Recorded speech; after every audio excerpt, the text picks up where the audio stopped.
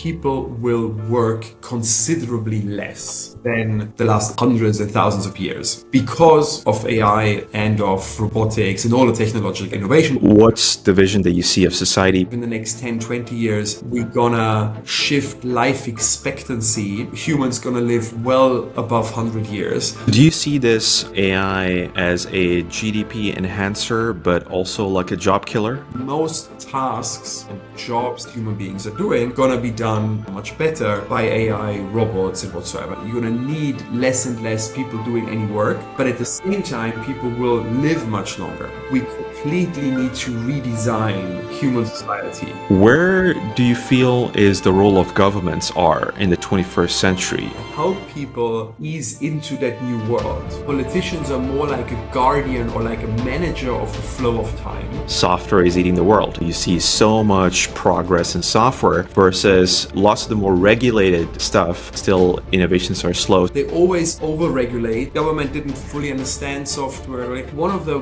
wrong sort of reactions of politics is often that when an individual person is doing something bad, instead of accepting, by the way, and trying obviously to prevent it next time, but that individuals can act bad, but that doesn't make a whole group of people bad. Hello, my name is Christian Angermayer, and you're listening to the Innovation Civilization Podcast. This is the Innovation Civilization Podcast, and my name is Wahid. Today, we have a great guest. Christian Angermayer is a serial entrepreneur and a billionaire investor who builds and invests in companies shaping the next human agenda, a future in which technology empowers people to live longer, healthier, and happier lives. Christian's family office, Apeiron Investment Group, has more than $3 billion of assets under management and invests across life sciences, fintech, crypto, future tech, experience, hospitality, and happiness. Over the past 20 years, Christian has been involved in directly building a lot of unicorns and decacorns and been involved in more than 50 IPOs or exits in the public stock market. Christian is an active thought leader himself and is affiliated to the World Economic Forum as the Young Global Leader. He's a partner of the Munich Security Conference, an advisor to President Kagame of Rwanda, and also a founding member of President Macron's Scale Up Europe initiative. He runs the Angermayer Policy Initiative and Innovation Forum, which convenes international heads of states, investors, politicians, and scientists to come together to discuss global priorities. Christian is also passionate about mental health. He runs the Aurora Institute, which is the first nonprofit incubator of its kind, focused on funding the world's leading individuals and NGOs related to solving the global mental health crisis. He is also a great patron of the arts and film as well, producing more than 26 feature films, including some very critically acclaimed ones. I, for one, am very excited about the episode, so stay tuned and enjoy the show. Christian Angermayer, welcome to the Innovation Civilization Podcast. What a great pleasure to have you here today. Thanks for having me. Same pleasure is all on my side. Brilliant. All right, Christian. So to kick things off, instead of doing this, like who you are, what you do, I think you've done enough podcasts now for people to know about that. I was wondering where you start with, can you sort of paint me a picture of your vision of society in 100 years' time? And I know you're taking a few investment bets, and I think these are the 4 areas, and I leave it to you to kind of explain that. If these bets come to shape the future, basically, in the year 21, 24, 100 years from now, can you paint me what's the vision that you see of society, people, and in that order, basically? Okay, that's a broad and long question, so please interrupt me because no worries. I could go on that. Most likely hour without interruption. So if it's getting too long or if I'm jumping too much from no worries at all topic into the other, let me know.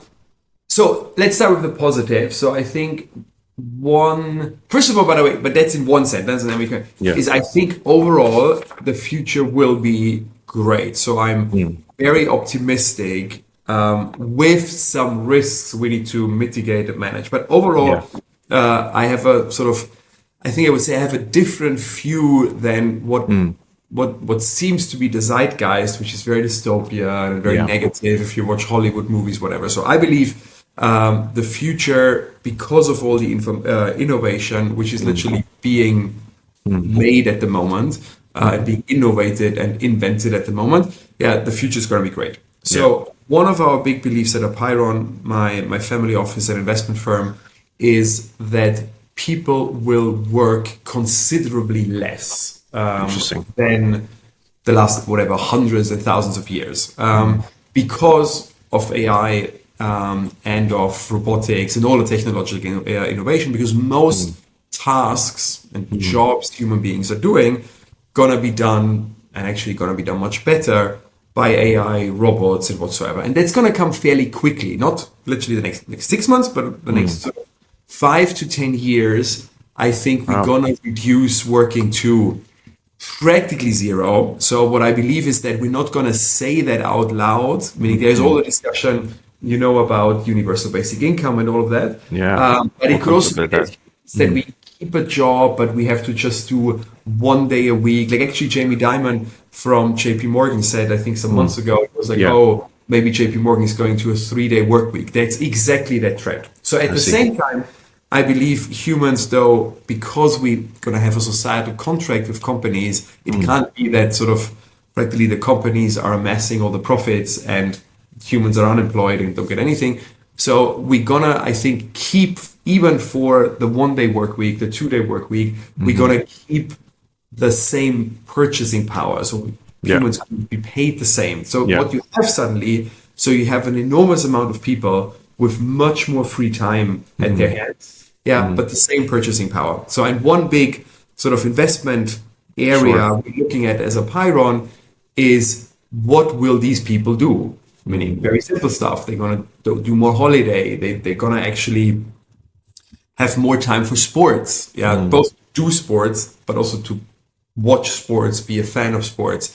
They're going to listen to more music. They're going to consume more content. They're going to do more video games. So this whole leisure economy, I think is a very big sort of part. Sure. By the way, when then people say, "Oh, this is unnatural," or "This is somehow sort of weird," I always try to remind people this was the natural state of humans for the most time we are around. Because when we were hunter-gatherers, which when was the switch to an agricultural society? Maybe around 10,000 years ago. 8,000 years ago. But like before, we needed like maybe 2 to 3 hours a day for making a living. So having a job hunting. as a gatherer was hunting and killing deer. So, but the rest of the day, so 21 to 22 hours a day, what did we do? We slept, we had sex, and we told each other stories, which is, by the way, side note, a reason why we as humans are so gossipy and all of that. It's evolutionary. They would kind of held early tribal groups together to know who's sleeping with whom, who's friends with whom, blah, blah, blah.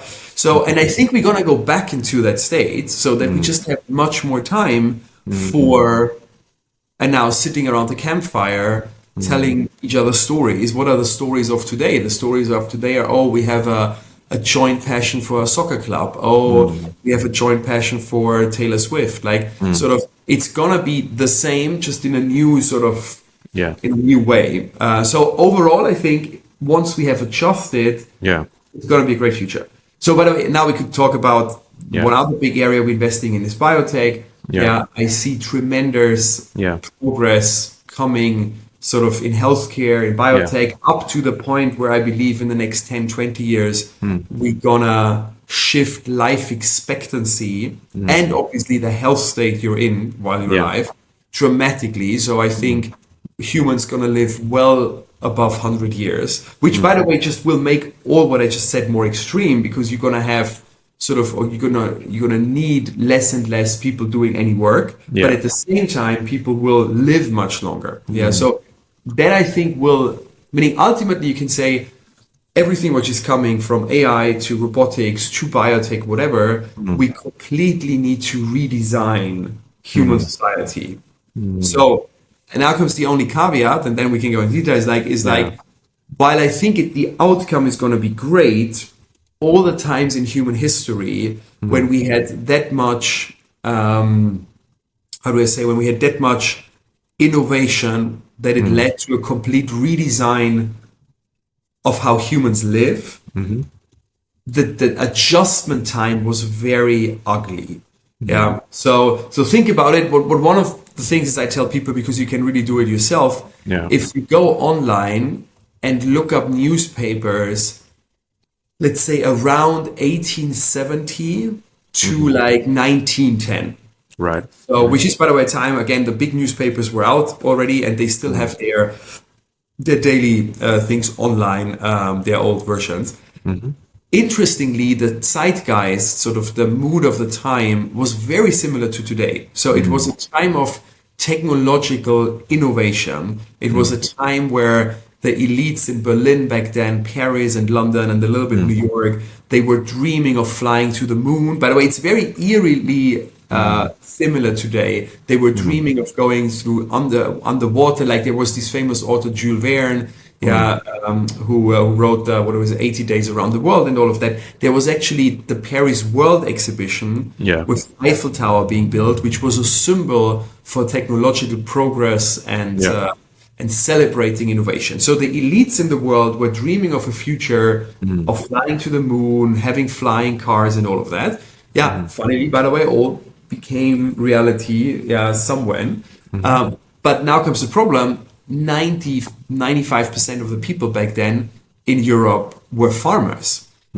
And I think these people were deeply terrified by that, because without, I think, explaining, being able to say it, like a lot of people, we see the same today now, at least they feel, by the way, I think they will have a place, but because their life today is so different than what I maybe just said about the future, people might feel they have no place in. And in the same way back then, the farmers in Europe didn't see a place for them in this technologized world the elites were dreaming.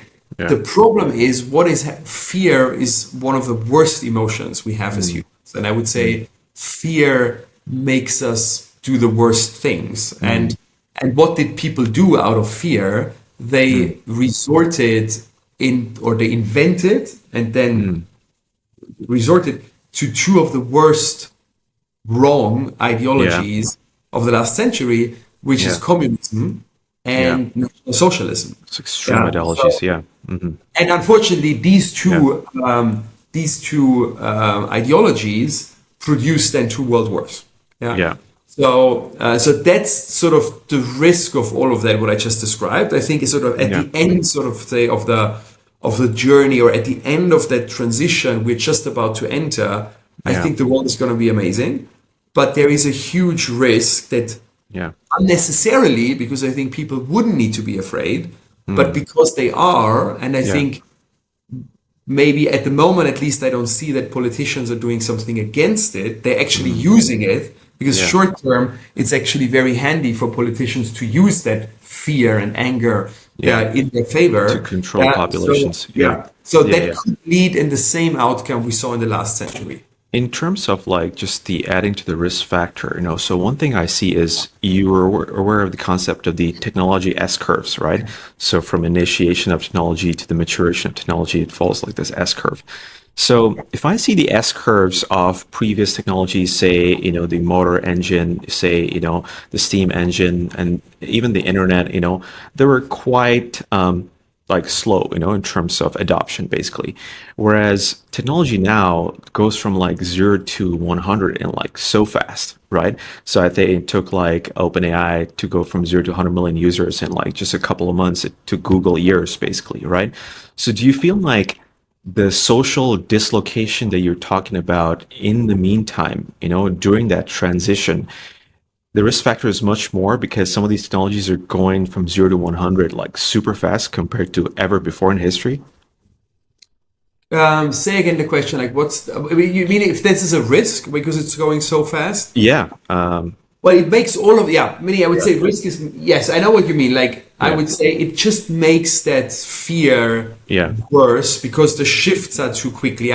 One of the beliefs I have is that we're actually, weirdly, because we're on an innovation podcast, but I think our sort of more older part of the brain, or the more the basic part of the brain, the amygdala or something. I don't think people like actually innovation. Because I think, or at least the other way around, our brain seems to be... It's like the comfort zone, longing exactly for continuity. By the way, Right. you see that in so many things, like children, but actually already also grown-ups, like the continuity. You want to have Christmas every year. You want to have that. So we like to have that sort of rituals, like the daily ones, the whatever, but also like, we even like, by the way, you can explain a lot of stock market bubbles with that, because when markets are going up, then people project a wrong continuity, like, oh, this is different now, like things gonna go up, up, up, up. But also when things go down, people are like, oh, it's never gonna go back, the world is fucked, like gonna go down. We always weirdly look for continuity in a very chaotic and sort of volatile world. So, and what happens is at the moment the world is getting more and more and more volatile and not less. Bill Clinton, I think, once had this sentence. He said a lot of sort of voters' decision or a lot of things which from the outside, I say that always when people are like, oh, well, how can people be so crazy on the left and how can people be so crazy on the right? And then they look for kind of rational explanations. And my political view is it's not rational at all. It's not even, it normally has even nothing to do, or very little to do with the topic these people talk about. What it truly is, it's a scream which says, I'm not comfortable, I don't understand that world. And Bill Clinton said that it's a scream, people are on a roller coaster, and people are screaming, I want the roller coaster to stop. But actually, what is happening, the roller coaster is going faster and faster.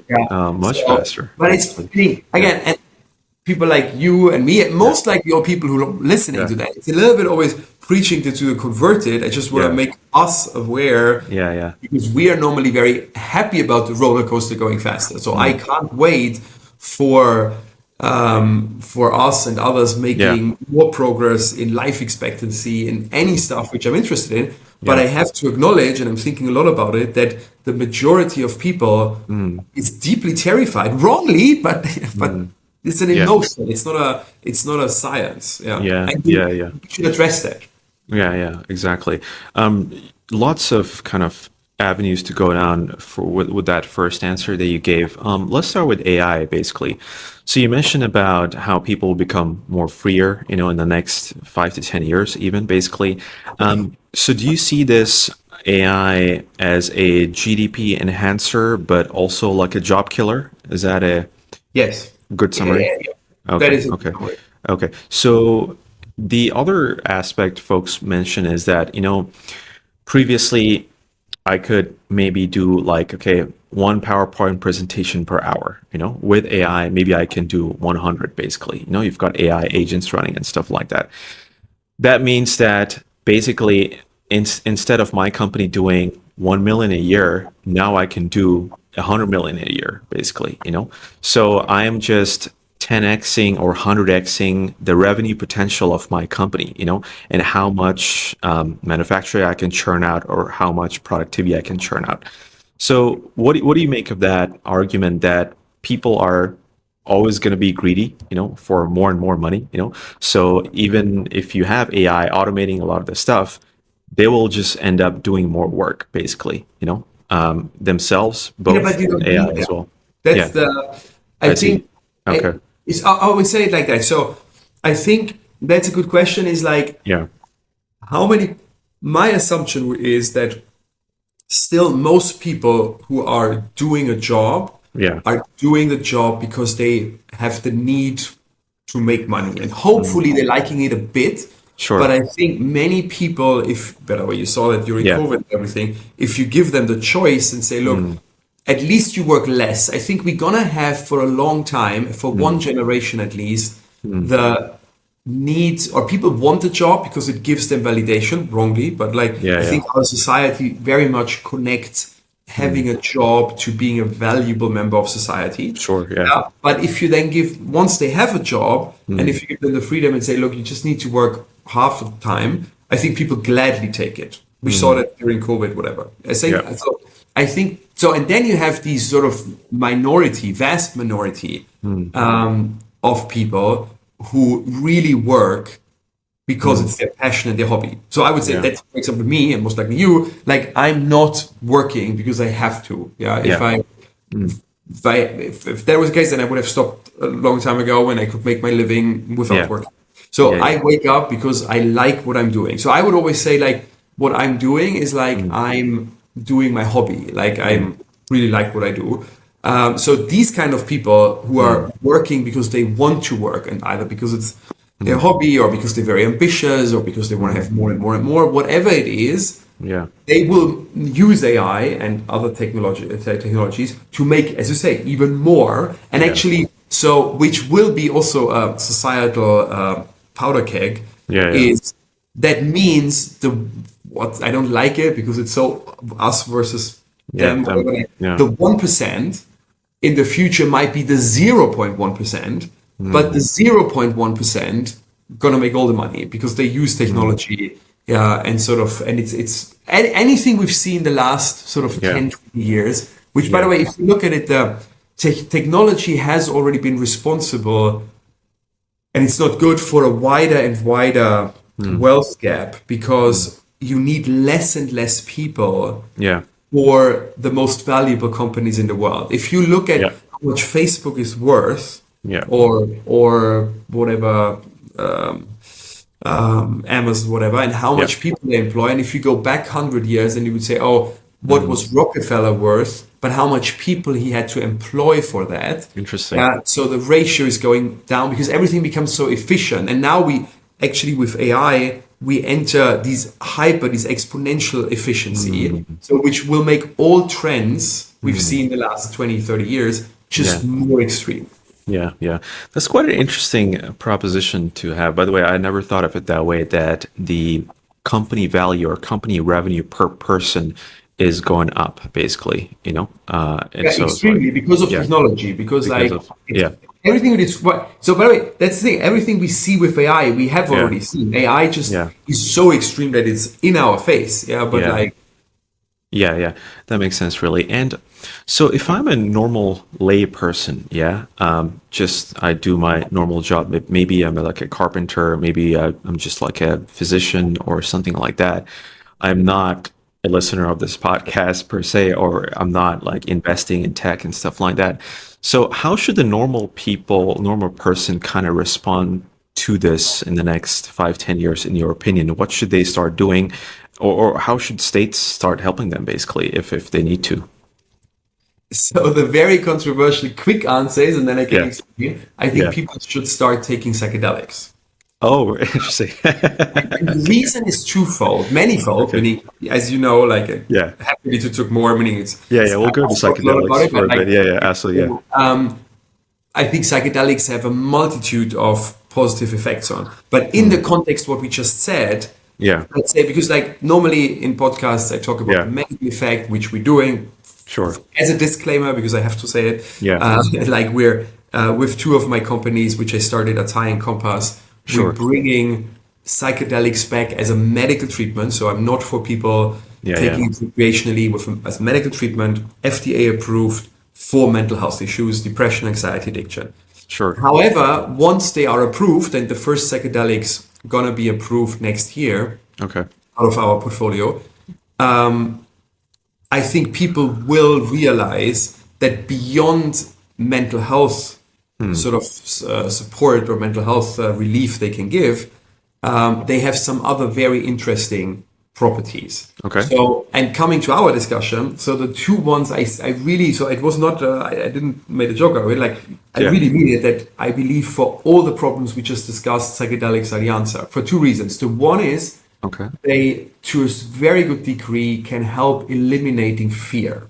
So, and as I said, I deeply believe in everything which is going wrong in society these days. Not every, but many things. I don't want to be too extreme, but many things which are going wrong in society these days. The underlying problem is fear. If you look in the US, that whole left against the right, I mean, it's going close to a civil war, by the way.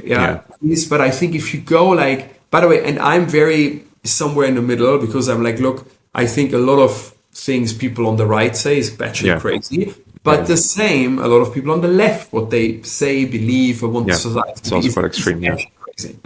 So, but I can now argue with these people, or in generally think about it, why are these people believing batshit crazy stuff? But coming back to what I said, it's the same. Why did people follow Hitler? Why did people follow Stalin? Why did people believe in again, I would say both batshit crazy ideologies because they were afraid and then they were easy gullible into sort of, because like, what do afraid people want? If you're afraid where the world is going, if you don't understand it, fear comes also from not understanding. You want easy answers. Yeah. And no matter how stupid these answers actually are, like if they're easy, you're like, that's the problem, which is wrong. Like, and the easy answer could be, hey, you're losing your job. It's the Mexicans. Yeah. Yeah. It's like populism, basically. The easy answer is equally, aliens are behind everything, like meaning whatever theories or whatever.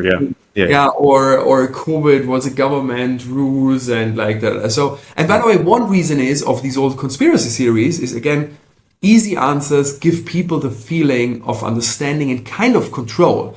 And the truth is, I was actually once on a podcast where there was a little bit like they were a little bit on the side of conspiracy theories. I was like, guys, the reason that I think it's like, it's just everything is super complicated. Yeah. So, and people don't want to hear that because that makes them more afraid if they believe, the truth is the world is so complicated that governments are not in control of it anymore. Yeah. So that's not what they want to hear. They want to hear rather, no, there is a secret cabal behind is controlling everything, which is, you know what I want to say, it's coming and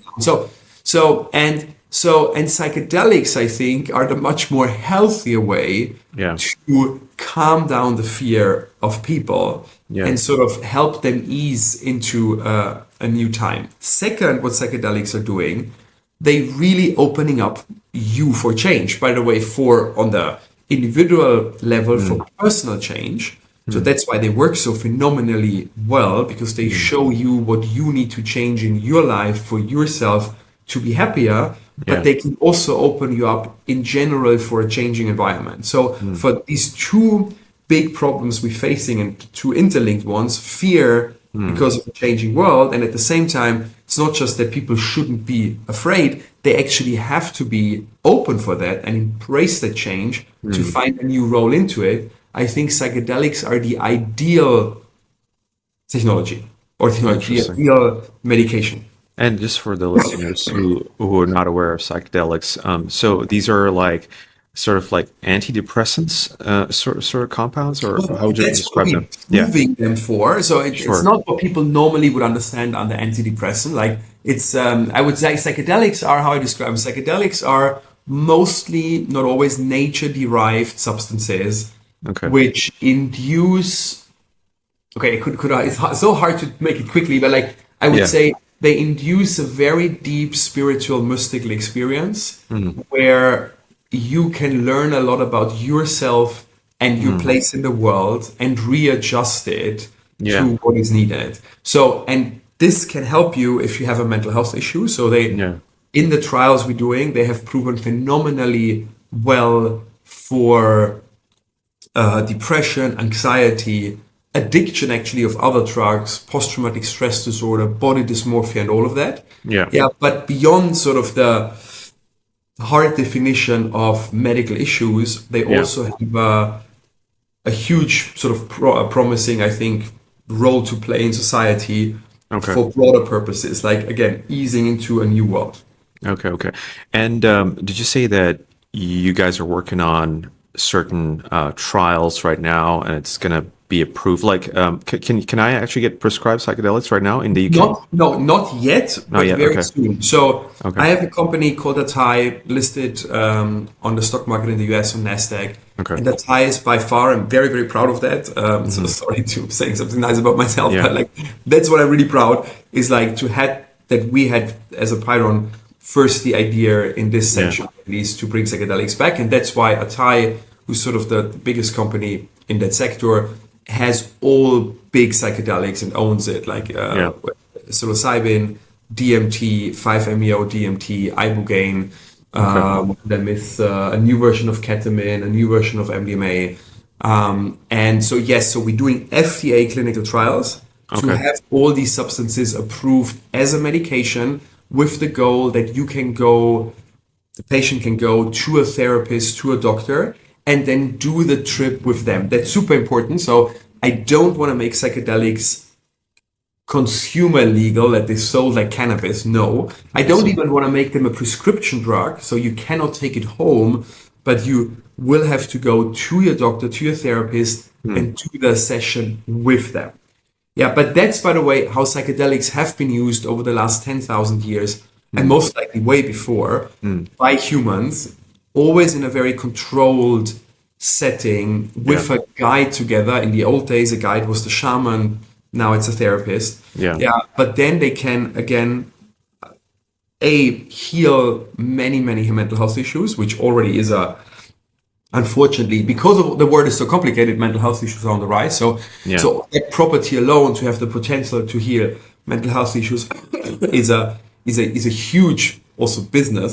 But beyond sort of the ordinary mental health issues, I think they have the potential to really help each and every one of us, because in a complicated world, I think we all need easing in a bit. I think actually, if I think about it, the reason why I'm in my age, meaning don't want to make me old, but like I'm not 20. Normally the ability to be open for change and novelty goes down with age. Like the older we get, the more closed we are. And I think the reason why I hopefully can do my job fairly well and be open for novelty is the regular consummation of psychedelics. Let's digress a little bit and actually address the elephant in the room. So I think you made your career, starting off with pharma, right? You had your first company at 20 years old. That's quite impressive. How did you stumble upon this obsession with psychedelics, basically? And there are a bunch of other diseases in the world. There's cancer, there's, cardiovascular disease, yada, yada, yada. But why did you choose psychedelics in the first place? And how did you kind of stumble upon it, basically, right?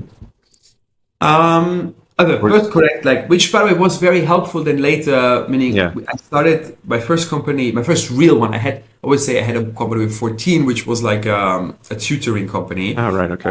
But my first real company was then a biotech company, now called Alnylam. Now it's like a $30-40 billion company. I sold very early, but very well. So it was a great start into life. So biotech in general is still at Apeiron one of our bigger themes. Like, by the way, also what you just described, also like cardiovascular stuff, whatever. But over the last 10 years, we sort of focused a bit in biotech on mental health and longevity. So how did this come? It's actually a very long story. I try to make it short, but I think it's interesting because it shows a lot what I also believe how sort of life works, if it makes sense. So I have never drank alcohol in my whole life. I just never wanted to. So already in high school, and I come from Bavaria, is where people really heavily drink.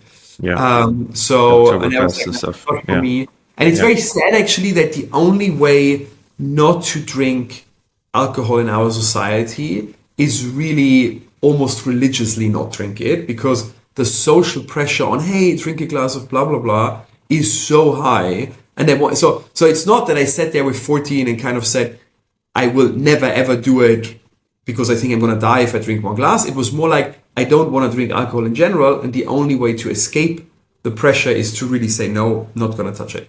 So, by the way, and because of that, I never did any other drug in my life. I've never tried cannabis, actually. I never tried cocaine, obviously. I never tried any of the things, because also one of the main reason was, and I completely credited to my parents, like I would say I'm fairly always happy. Like I have obviously bad days, anybody else, but like my baseline is happy. And I also don't think I'm dumb. So I always thought like I have actually kind of the genetic checkpot for my brain. So let's not jinx it. Let's not put anything into it. That was sort of my thing. So out of that, in 2013, I was at a dinner and friends kind of made a joke and said, hey, here's a very famous neuroscientist. We placed you next to him and he can tell you could drink a glass of wine with the birthday person and not die. And I was like, guys, I know that I could do that. Again, it's all the social pressure I don't want. So when I sat next to this guy, I was like, look, if I have you, tell me like, I'm an investor. That's how I started the conversation. So I'm looking at the world in terms of upside and downside. So why don't we go through all the drugs, legal and illegal? Just want to know, like, and tell me why people do it. Really, like, because I have never drank alcohol, I was like, what does it do? Like, what does it give to you? What does it cost you? What's the risk? What does heroin do? Like, just wanted to know, like, how does it work? What does it do? And why? What's the upside of it? So practically, by the way, and if this is one thing anybody who's listening or watching right now takes home, please do it. It's one of my big, I would say, missions in life to educate people on that. So he pulled up a chart, and you can Google that chart, because it's Google David and then new word Nutt, Nutt, and then chart. So David Nutt is a friend of this guy, very famous neuroscientist here in Britain, and he had written a whole book, but the chart is sort of the essence of his book about the downside of various recreational, legal and illegal drugs. Yeah. And the crazy outcome, if hopefully you did that and Googled the chart, is if you see on the very left, the number one risky drug in the world is alcohol. Oh, you can put it up, right? Yeah. Closely followed by heroin. Yeah. And then by everything else you know. While on the very right, he showed me you have mushrooms, LSD, MDMA, which colloquially called ecstasy, anabolic steroid, by the way, all of that, which practically has very, very little harm potential overall.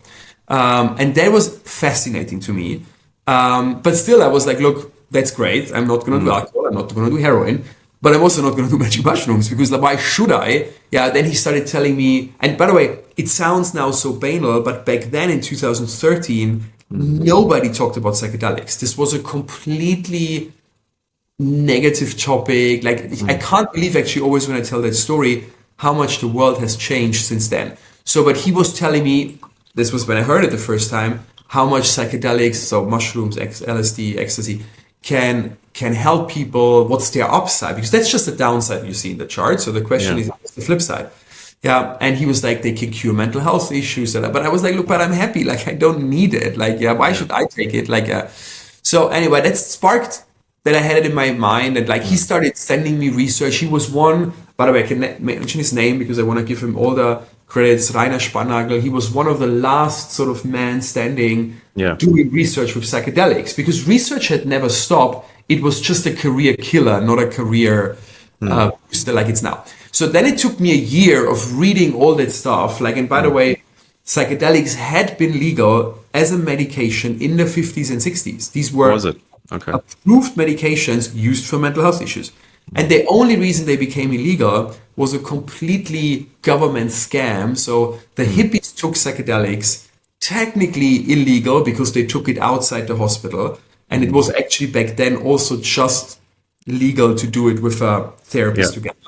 Nobody cared because by the way, the hippies sort of did the good stuff, and you know where now love, peace, and happiness is coming from. But then when the hippies went against the Vietnam War, the Nixon government was really conspiring and saying, how can we discredit this hippie generation? And then some smartass said, hey, let's just say psychedelics make you crazy, which is completely wrong. And but they were like, oh, that's a good idea, because then we can say these people are crazy. That's why they're going against the Vietnam War and our president. And then they really falsified studies. I mean, it's a very bad story of American history or American politics. And this is how all these very valuable medications suddenly became illegal, and the rest of the world stupidly followed. But anyway, forward.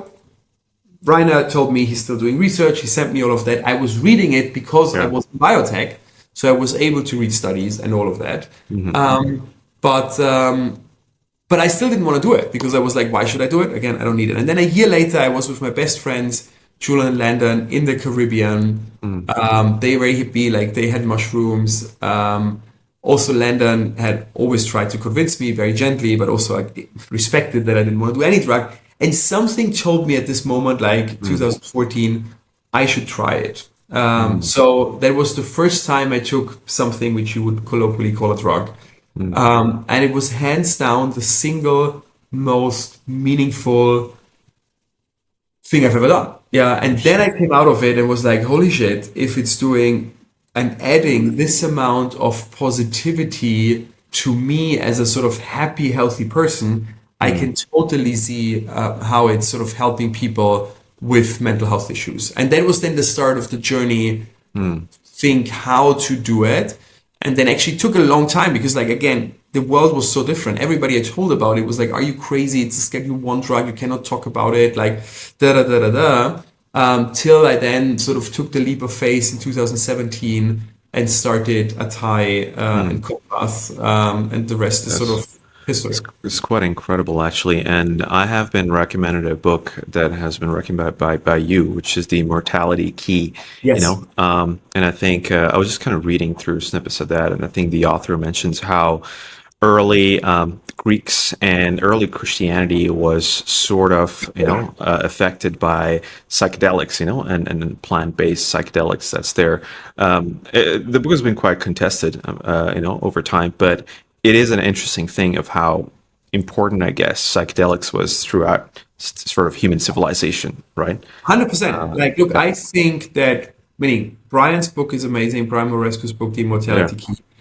I think it's very evident, by the way, meaning he's showing all the, let's say, conclusive evidence, but then when you take psychedelics, all people I talk to, you're like, yes, I know now what all the prophets did. I know now.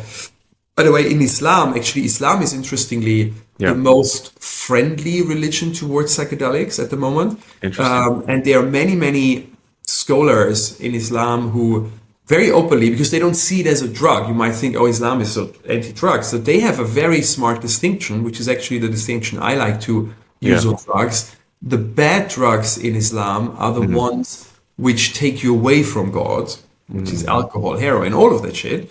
Yeah, and the good ones, which are not considered forbidden, are the ones which take you closer to God. And sort of there are many scholars who believe, for example, that Mohammed, who was completely illiterate, whatever, used psychedelics to communicate with the angel and hence God, and then wrote the Quran. Which I think is a real possibility, because my personal belief, like that is sort of not scientific. I always try when I talk about psychedelics to say, hey, what's the science we're doing? What can you prove how psychedelics work, what they do for you? But what's my personal view? And my personal view is that psychedelics are bringing you closer to, let's say, the divine. Because if you say God now, then some people might say, I don't believe in God. And like, this is exactly how I think God is. Yeah, and I think, interestingly, when you talk to people and they open up about their experience, they all come to the same conclusion, and then they give it different words. And by the way, you see, when you then read again religious texts from all religion, then you see these people really trying. And one of the definitions of a deep mystical experience is that it's not easy to explain it, and it's not easy to put the experiences you have on a different level of kind of consciousness into words. So when you then read again all these descriptions of people, I was flying with a chariot into the sky, whatever, I was like, and by the way, I don't mean it then to diminish it. I'm actually giving all these experiences more credit, because I'm like, I think real. People were real closer to God and had That's a very interesting proposition, really. So I come from the Muslim persuasion that I've been kind of studying over time. I'm not sure if it's psychedelics per se, but I know other sort of plant-based stimulants, definitely did have an effect. So I was traveling in East Africa, and I heard, when the first coffee beans came out, for instance, I think it's out of Yemen, basically. They had these groups of worshippers in like lodges in traditional Islam called Sufi lodges, and these are like spiritual mystics. They all of a sudden started having that and staying awake all night, just by having that experience, finding God and stuff like that. And that meant, that they could do like longer spiritual mystical sessions, basically, being caffeinated all of a sudden from like 14th, 15th century onwards. So it might be very possible, there are certain kind of plant-based stuff or, other based stuff that affected the different religions in the world, that's definitely, a possibility, really. And by the way, I think one of the other theories I have, and I try to marry both, because if you look at the world and humans, Yeah. I think we're getting, because of technological innovation, Yeah. which by the way started very early, you could say, Yeah. the whole like kind of agriculture was a kind of technological It was an revolution. innovation. It Yeah. was kind Yeah. of a biotech revolution when we Yeah. started to Absolutely. domesticate. Produce so much food. Yeah. Yeah. To feed the So, population. and Yeah. then Yeah. living together in cities, whatever, that I think we gradually get out of touch with Yeah. nature. It's almost a little bit like, and Interesting. I wish I could say the name because I want to give him credit, but like it was a professor, I think it was actually Stanford, who Yeah. does a lot of psychology around religion and actually sort of Yeah. more like spiritual stuff. And his view is that humans are becoming gradually more autistic on the scale. So that, let's say, 20,000 years ago, Yeah. we were hunter-gatherers, we were much more in sync with our surrounding, by the way, because Yeah. that's we had to be to survive. But we also, the religions were more, what is it called, pantheistic, I think in English, like Yeah. saw nature and you saw God in everything, yeah, and Yeah. you were in sync with it. And I think we are losing sort of that sort of touch, and I sure. think psychedelics are giving that back to us, and we see sort of the bigger spiritual picture. Yeah. Also, by the way, that God is maybe not confined in an organized religion, which is, by the way, the sad Yeah. part of religion Yeah. is, or organized religion, that Yeah. most religions are started on psychedelics, but then Interesting. when they, because like how do most religions start? You have a sort of inspired or like Revelation or revelation to a single person. He tells others, she tells others. Yeah. Maybe they take psychedelics together. There is strong indications, for example, that the Last Supper was a strong psychedelic ritual and stuff like that. And then somewhere though, when these cults or these movements become successful and more people, unfortunately, it's human nature to build out structures and use it for control. Yeah, and there are actually in Christianity, especially, there are great documents where, like 100 AD, in the first, how it's called in English, in Germany or in Latin, you say concilium. Maybe it's the same in English, like the first gathering of bishops, whatever. Sure, Yeah, sure. they Like were a council. talking about and said, Yeah. hey, we need to stop people doing psychedelics because you cannot run an organization Yeah. when people wake up or come out of a trip and say, hey, I spoke to God and they told me that and that. And by the way, I don't need you actually because I have a tool to Yeah. speak to God directly, which Directly, I think, by the way, true religion should be. It should be something between you and God. By the way, the same you find in Islam, like Yeah. Sufi. Correct. Yeah. Correct, yeah. Why is Sufism kind of outlawed in Saudi Arabia? Yeah. Because Wahhabis, Yeah. they want physical control over people. Very but, much. And that Very also political, includes yeah. that you should not be in touch with God directly. So it's unfortunately, it's the same mechanism everywhere. People who seek control of other people are abusing religion. And by Yeah. that, they take actually away the beauty of religion, which is spirituality. Yeah, that's quite interesting. And the thing you mentioned about reaching God directly is also an interesting one. So Christianity, after the Council of Nicaea, I think, Exactly. basically, That was you had these kind of hierarchies, right? There's like, the Pope, there's a bishop, archbishop, blah, blah. And there's like a huge differential between the normal person and God. You kind of go through God through them. But in traditional Islam, it's always been quite like a level, like no hierarchy. You can reach God directly, basically, Yes. right? But the political movement, like you said, people want to control. And Wahhabism is quite a novel, sort of innovative political movement, like 19th, 18th century, right? But traditionally, kind of Sufism has been a part of Islam pretty much, but yeah, not going to go into that. Let's go to something more interesting, which I've been seeing and reading. So I know you guys have been investing in this thing called the Next Human Agenda, and so what is the thesis there basically? What are you guys looking at? Longevity and a couple of other stuff basically. What is the Next Human Agenda? It's not that, so it's not that we're investing in the next. I know what you want to say. Like, Yeah, I would say it's like a Next Human thesis Agenda or is a good way to describe sort of what holds our portfolio together. Yeah. Sure, I see. And it means like what we discussed actually already, that Yeah. the world is changing Yeah. rapidly and we want to invest in those technologies, but also, by Sure. the way, the same, we have this whole leisure division into companies which define sort of that new world. And I always say like, really, that's really what I mean. Like, it sounds so cheesy, but like, I try to invest in companies who are building the world which I want to live in.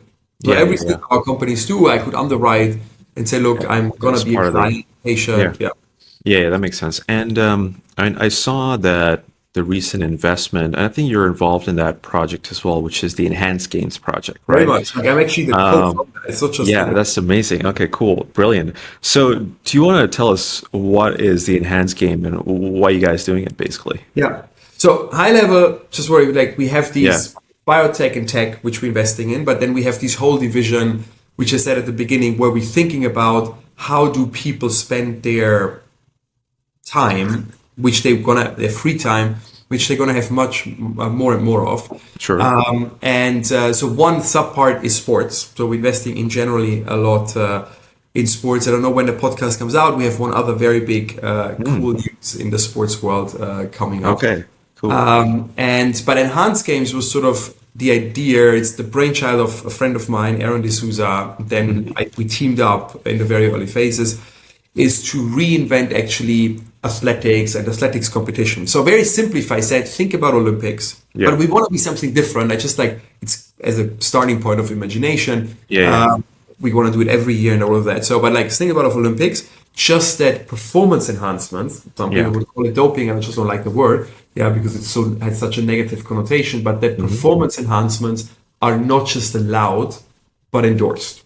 So we want to celebrate what the human body, by the way, mind, because you need the mind for sports as well, what the human body and mind can do with the help of science and medically approved drugs. Okay, that's interesting. And so there's no limitation to how much drugs you can use and what type of drugs, There is actually, we were thinking about, and we're still, by the way, doing the fine tuning. We're going to have a very famous and medical advisory board, and they're just crafting it. But the basic thoughts are the following. Framework, let's call it limitation, but the framework is FDA approved drugs only. That's the number one. So why is this important? And by the way, if anybody wants also to read more in general about that, I have a Substack, and I wrote a long piece about what we're talking about now, like the enhancement of humans. I think, and people sometimes say, are you a hypocrite if you say, for example, the same with psychedelics. People are like, you're a hypocrite because you want to make psychedelics available, but just with a doctor. And I'm like, no, that has a logic. The logic for me is science and education. So I'm all for people should be allowed to take anything which has been proven safe and effective. And what is the best sort of safe and effective framework in the world? I have to give it to them. It's the FDA. So rule number one, you have, and you're just allowed, which is, by the way, there is a big tool set available for you, but you have to use FDA approved drugs. Or let's say you cannot do crystal meth. By the way, it's not just that we know that these drugs are safe and efficacious, but we also, you get them in the pharmacy, you get the clean stuff, because a lot of problems with drugs when they sort of in the gray zone is when people order them from a strange website or whatever. So rule number one, FDA approved drugs, which you can get from the pharmacy.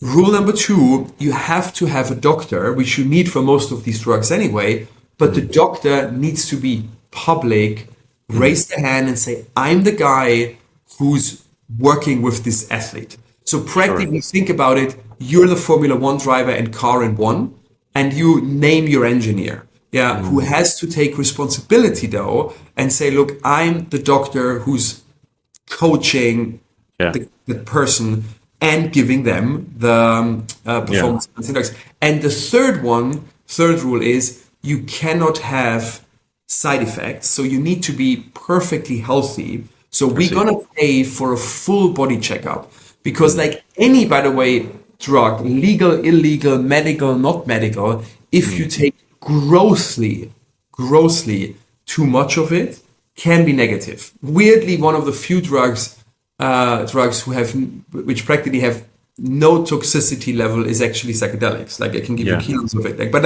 But for example, all the bad things people associate when I would say, oh, steroids or whatever, normally comes if you take 20 times too much.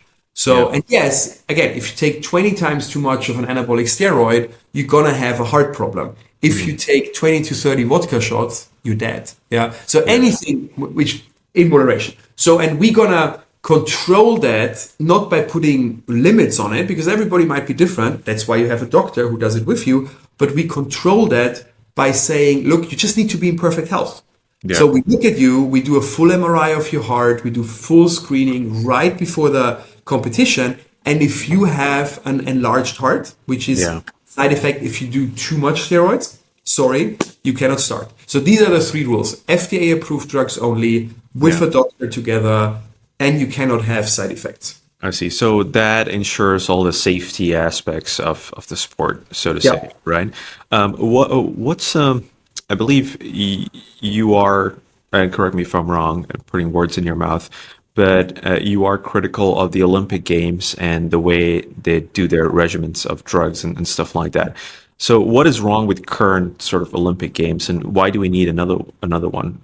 No, I don't think anything is wrong, by the way. What I'm saying is I actually try not to be critical, but actually friendly and say, because people say, oh, are you the one who wants to sort of kill the Olympics and do another one? I was like, no, actually not, because I think, by the way, we fit very well together.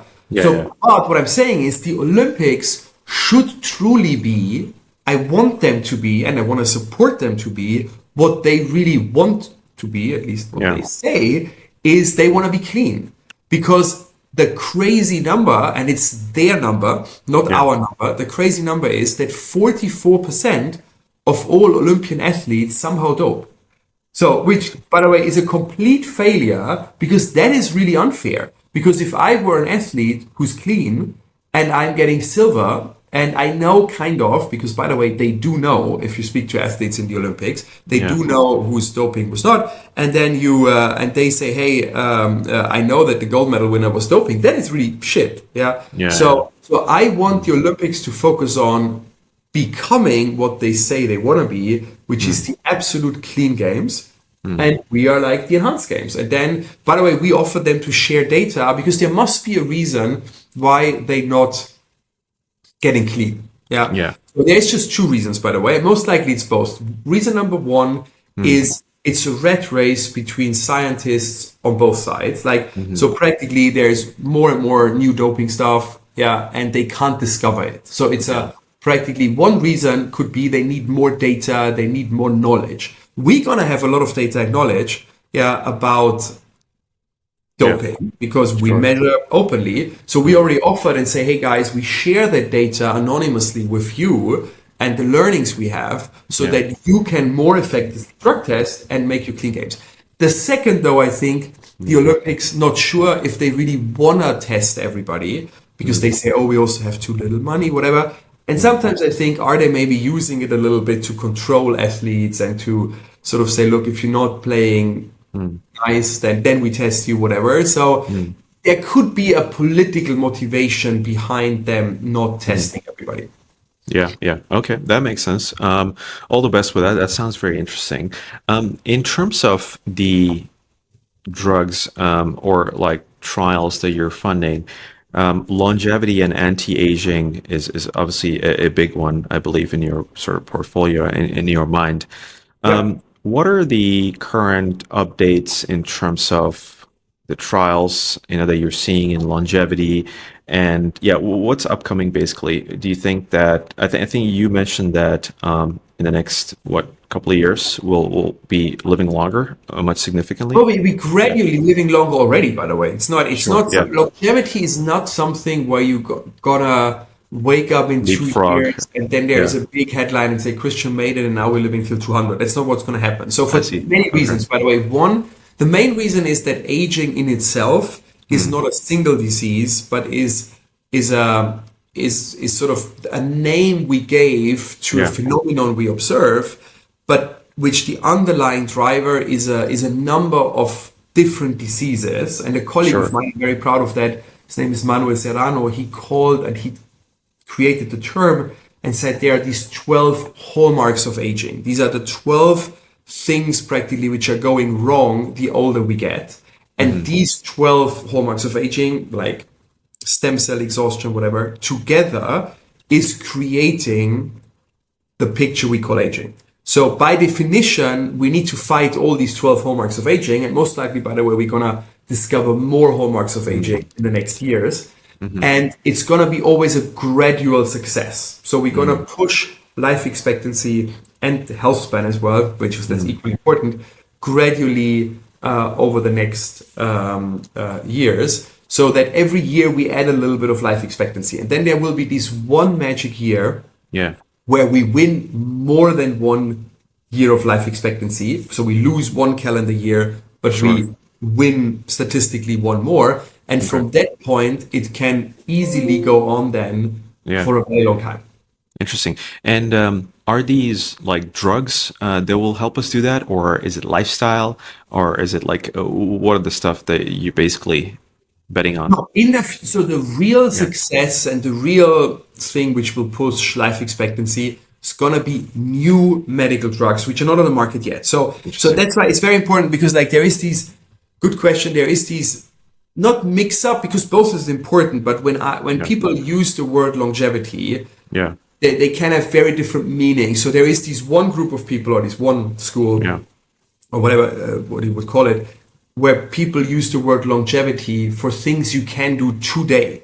I think they call it like functional medicine or something like that. It's super important. But what I can unfortunately say, there is nothing today you can do to live till 200. Nothing. So, but there is many things which you can do today to increase the probability that you're completely using the current life expectancy in a very good, healthy state. And so, because why is this so important? Because people like you and me, not my 10-year-old godson, but like people like you and me, we're kind of in the middle. So in the middle, I mean, I think the next generation, which is now born or now 10 years old, they will definitely be some 100 years if they don't have an accident. So we are kind of like, we need to make sure, at least it's me, 45, I need to make sure that I'm still around when the real stuff is coming. So my risk of dying in the next 20 years is low. So my life expectancy is 85. But it's not zero, because life expectancy is not that everybody becomes 85 and then we all die. It's this curve, like this sort of bell curve. And unfortunately, it's starting to rise the curve at the age of 40, 45. That means my risk, for example, of dying of cancer or cardiovascular disease in the next 10, 20 years is not zero. So I can do a lot today to make sure that because these are the two risks of between 45 and 65 is cardiovascular and cancer. So I can do a lot today to reduce that risk. So to increase the probability to be still around when the real stuff is coming. But now comes the most important point. I want to work, we do work with my two big companies, Rejuveron and Cambrian, on their new medical things, which will hopefully bring real breakthroughs where we live much longer, in a much healthier state.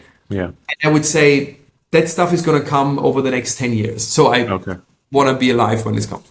Interesting. And healthy state is quite important, right? Because it's not just about, more life expectancy. You want to be feeling like you are at your 30s, even when you live extra 20 years, 220. I mean, if you're just like a retiree, like you feel like 80 while you're living 20 years longer, you're probably not that useful for society, right? So... Well, by the way, it's that, but it's also not nice for you. Like, you wake up in the morning and you feel like, And by the way, I feel, that is the good thing. I really feel like I'm like 30. Nice. I actually always believe I'm 30. This is sort of my perceived age. And I think there's this concept of a biological age as well, and I've been looking into this basically as well, that even if you age by calendar year, you can decrease your biological age, do different I'm sure you're doing a lot of that and stuff. And have you looked into the research on the blue zones, Yes. Which, So I think I was kind of looking at that as well. It's personally like super fascinated. I think they have like faith, family, as well as like lots of like this fitness, they climb mountains and stuff like that, very healthy food, and the most amount of centenarians, people who Yes. live So, more than 100. Yeah. but that is a good point because the Yeah. blue zones at the very beginning Yeah. were kind of misunderstood. So Interesting. there were these discoveries that certain parts in the world Yeah. people lived significantly longer Yeah. and were significantly healthier. Yeah. And then the very first I remember takeaway 20 years ago was like, oh, what do they eat? Like, what do they? It was very much looked at in the form of consumption, like eat Yeah. and drink. So by the way, that was one of the things where I don't know if you remember where people suddenly said, oh, maybe red wine is good for you because some of them True might. that. A lot of my friends still say that, a little bit of alcohol is good for you. Yeah, wrong. By the way, completely Yeah. wrong. And then over time, we realized, by the way, which shows also the complexity of our human body, which shows the complexity yeah. of drug development. Because Yeah. over time, people were like, wait a moment, it could be a factor like family ties, because all of these communities had intergenerational families. And wait a moment, it could be something like mild sports, because if people are out in nature, whatever. So, and I would say that way, the takeaway from that research and from many others is the following. There are 5 big things to do, which are not, by the way, taking drugs. That's the cool message. Like people always ask me, oh, which drug should I take and which supplements and whatever. And yes, you can, but like that's not the main point. The 5 most important things everybody can do, by the way. It's not about money. It's about discipline, and that makes it hard. So the number one thing for your health is sleep. Full stop. If you don't sleep enough and properly, forget about the rest. Yeah. Sleep is so essential. It's practically the only thing we truly know which is regenerating us. Yeah. And a lot of people throw it away, make it bad, cut it short, whatever. The second most important thing is family relations, or in generally close friends and family. We're social animals. We need our pack. If we're lonely, it dramatically decreases our life expectancy. The third one is no drugs. Not a lot of alcohol, ideally nothing, no cigarettes, nothing else bad. Fourth one is a Mediterranean diet. Like, be careful with red meat. You can eat it once a week, but don't eat more fish than red meat, more white meat, and all of that. Vegetables, organic, all of that. And then the fifth one is sport. Do 3 to 4 times a week, cardio, muscle training, all of that. Yeah, if you do these 5 things, you already do more than most likely the average person, much more. Yeah, but that's 80% of the work. And then you can say, hey, and I add a little bit of vitamin D and NAD+ and taurine and all of that. But like all this stuff doesn't make sense if you're not following these 5 ones. Yeah. I feel like almost because of mechanization and industrialization, we have lost a bit of that the healthy sort of living that these blue zones kind of show, and the stuff you talked about, all this kind of highly processed food that's available, super cheap, right? Highly sugary, highly processed food. It's kind of creating like metabolic dysfunctions in your body, and those gene translations which make you older, basically, and the mutations are just, ramping up as a result. And then there's like lots of studies on this. There's one other study which I found, a couple of studies actually peer reviewed as well, in animals, that if you eat a third less calories, you live a third longer, basically. Which is quite interesting. I don't know if you've come across calorie restriction is good. Yeah. That's, by the way, why I think on this, as a side note, which ties a lot of things together, which we just said, is like the success of Ozempic and Mounjaro. Yeah, people should be.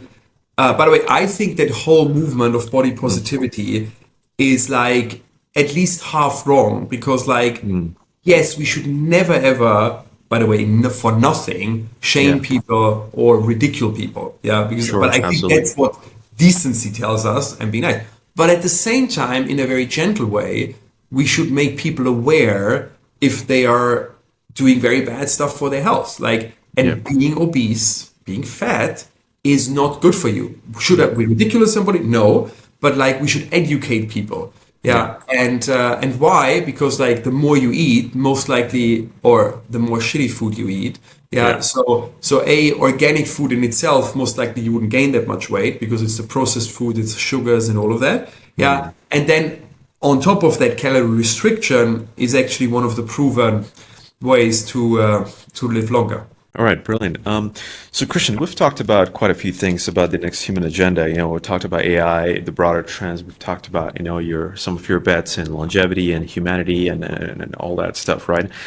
One other piece of important institution in all our lives is basically the government, and I know that you, with your Angermayer Innovation and Policy Forum, you're quite interested in all that work and how that sort of goes. So let's sort of explore that a little bit, right? What do you feel like? So we talked about some of the technological shifts that are happening, and like we said, it's happening much faster. It's happening in a much more disruptive way. Where do you feel is the role of governments are in the 21st century with the, with what's going on right now? God, it's a complicated Yeah. question. Um, Yeah. well, I would say what we said before, Yeah. that the role would be, and by the way, I see very, very little governments or even Yeah. individual people taking up that role or that responsibility, Sure. is to ease people, help people Yeah. ease into that new world. Sure. I think like once actually the German Chancellor Merkel told me that view, which I like, Yeah. it also puts politicians in their place. She was like, look, politicians rarely create the world. Interesting. And if you're actually honest, the Yeah. politicians who really did change and create the change itself were normally the bad ones. Yeah. You can say in a very bad way, Yeah. Stalin, Yeah. Mao, Very top Hitler, down way. they Yeah. Yeah. really, Yeah. they Yeah. in a negative way created change. Yeah. Sure. But like, if you're not willing to do that, luckily, not a lot of people are like, and don't want to be like a brutal person, then she was like, politicians are more like a guardian or like a manager of the flow of time. Because the creation of it, we see that now. AI was not created by the government. AI was not created by politicians. AI was created by entrepreneurs. So is most technological innovation. And then you have religion was a big influence on where humanity is going, created by spiritual leaders. Yeah. So it's never politicians. It's spiritual leaders. It's scientists, whatever. And by the way, sometimes it's actually things not created by humans at all. It's climate change. It's which, by the way, we always had. It's not a new phenomenon. Like I'm sort of not in that completely climate change. Oh my God, the world is ending. I see it as more fact. It happened over millennia. The climate changes, and this actually created some of the most profound revolutions and impact on humanity. The entire Roman Empire. One of the big reasons collapsed was climate change, which made certain tribes move, which then just was the death nail to an anyway sort of dwindling empire. But what I want to say is like it's all things which are not politicians, and politicians then manage that flow of time. I think that's a very good way. Politicians should see themselves, and then that's why I said before, I think the number one duty of politicians now would be to accept that the world is changing radically and trying to help people finding their way, their place in that new world, and actually creating society. Because like we need to think about very banal things. By the way, forget about me believing that I think we can become 100 or 200 years old.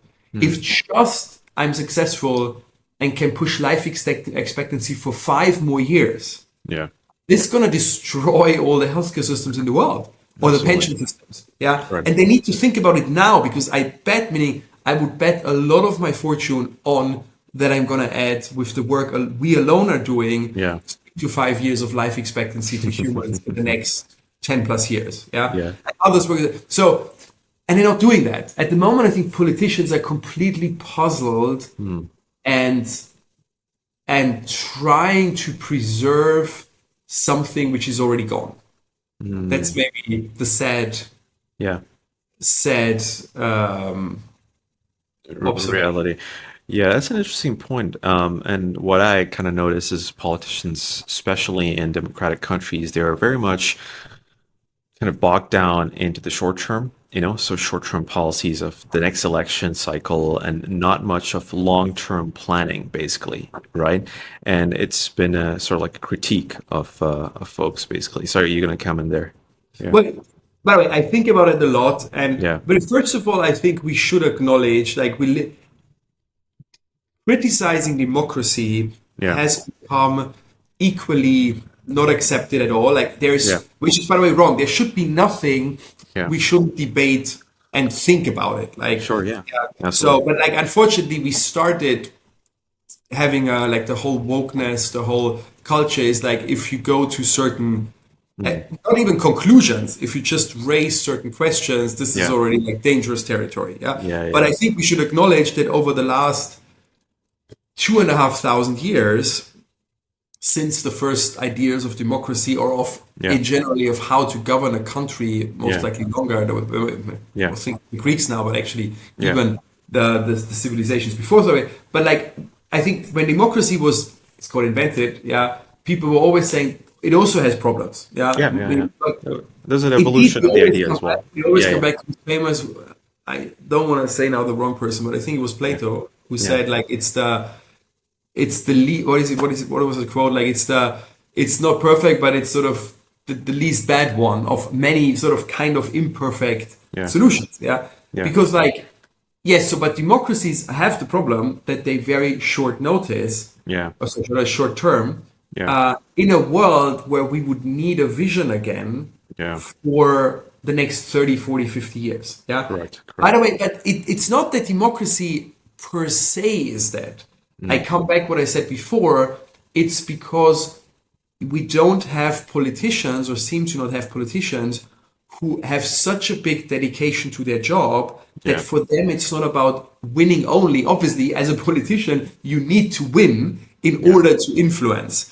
But like, I'm dreaming of a politician that, look, I won the elections now in Germany. I won the elections now in the US. I have 4 years now. And guys, I'm telling you the truth now. I'm not working on my re-election campaign from day one. I'm in now. I have the highest job in my country. And now let's talk about the real problems. I think, so it's maybe not even democracy which is flawed, but society doesn't seem to produce these sort of leaders who within democracy are willing to sacrifice their own job, so to say, to do the right thing. Because on the other side, yes, by the way, it's the old discussions. If you have a very good sort of autocratic leader who really wants to do the right thing, he has a better setup. Because like an autocratic leader who's a good person can think the next 20, 30 years ahead and can plan it. But then on the other side, you see, like, if you have an autocratic leader like Putin, who's batshit crazy, that's obviously worse than democracy. So you could actually go and say, by the way, the same, like in the West, I always say when people try to say what is better, left or right, I was like, maybe we should stop thinking in these terms because they outdated, they don't fit anymore. A very close friend of mine who's actually, I think, the best leader in the world, the president of Rwanda, Kagame, because he ended a genocide and really built like the coolest country in Africa. He once said this sentence: as a political leader, you shouldn't think in left and right. You should say, for any decision you're taking, use 70% your brain and 30% your heart. And that's normally, then you have a right decision. So that's sort of, but the same, maybe we should actually overall stop and think in these categories of democracy and whatever, and should maybe there is new things we can now innovate with technology, which we hadn't had the ability 1,000 years ago or 2,000 years ago. Maybe AI or we should give away some of the power from humans completely, because we're utterly stupid sometimes. If technology take more decisions for us, logical ones. And I don't know, by the way, I'm sorry too, but I'm just saying, like, maybe it's time to rethink all these terms, because we maybe have an opportunity now. For sure. I think it was Deng Xiaoping in the 80s, so the liberalizer of China after Mao, when China started opening up. He mentioned that the quote was something like black cat, white cat, whatever catches mice, you know? Yes. So Yeah. it doesn't really matter if it's the right or the left or communism or capitalism, right? As long as, it's effective, it gets the job done, it produces prosperity and progress and development, right?